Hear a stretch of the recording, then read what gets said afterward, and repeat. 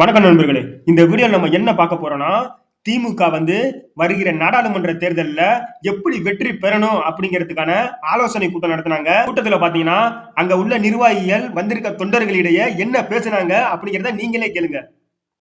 யாரும் அதை பற்றி எல்லாம் கவலைப்பட வேண்டாம். அவன் 500 ரூபாய் கொடுத்தா நம்ம 1000 ரூபாய் கொடுப்போம், 1000 ரூபாய் கொடுத்தா 2000 கொடுப்போம். அதனால எதை பற்றியும் யோசிக்கவே வேண்டாம். நீங்க தேர்தல் பணிகளை வேட்பாளர்கள் வீடு வீடா போய் ஓட்டு கேட்கறது, சொந்த பந்தங்களெல்லாம் பார்த்து வெளியூர்ல கூட இருப்பாங்க, அவங்களுக்கு வேண்டியவங்க நம்ம ஊர்ல இருப்பாங்க. திமுகவை சேர்ந்த ஒரு நிர்வாகியா பாத்தீங்கன்னா இந்த மாதிரி பப்ளிக்கா பணத்தை கொடுக்கறத பத்தி பேசுறாங்க. ஆனா தேர்தல் ஆணையம் எந்த ஒரு நடவடிக்கையுமே எடுக்கிறது கிடையாது. அதே மாதிரி பாத்தீங்கன்னா சும்மா பேருக்காக எங்கேயோ யாரையோ ஒரு ஆளை பிடிப்பாங்களோ ஒழிஞ்சு அனைத்து ஊர்கள்லயும் பாத்தீங்கன்னா பணப்பட்டுவாடா நடந்துகிட்டு தான் இருக்கு.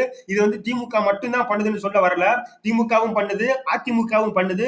இப்ப பிஜேபியும் அதே வேலையை பண்ண ஆரம்பிச்சுட்டாங்க.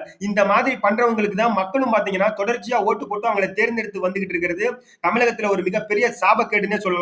கொஞ்சம் கொஞ்சமா பாத்தீங்கன்னா மக்களும் திருந்த ஆரம்பிச்சுட்டாங்க. கொஞ்சம் கொஞ்சம் அடுத்தடுத்த வேற வேற புது புது கட்சிகளுக்கு நோக்கி போய்கிட்டு இருக்காங்க.